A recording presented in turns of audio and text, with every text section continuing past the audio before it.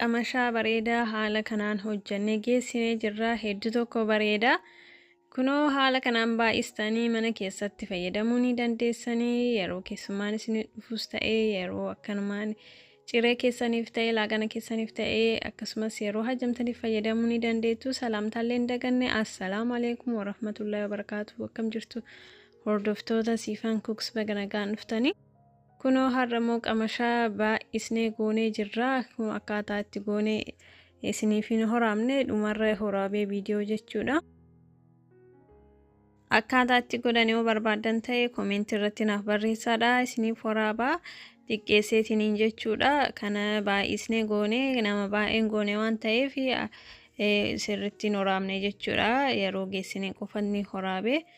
Awoo barbaadan ta'e naaf barreessaa jechuudha. Isiniif hojjedhaa xiqqeessee haaluma saniin isin immoo baay'iftanii godhachuu ni dandeessanii. Haala kana immoo baay'istanii yeroo tokko gootanii yeroo dheeraa fayyadamuu ni dandeessu jechuudha. Haaluma salphaa ta'een yeroo tokko nama baay'ee noo gootan yeroo dheeraadhaaf fayyadamuu ni dandeessanii.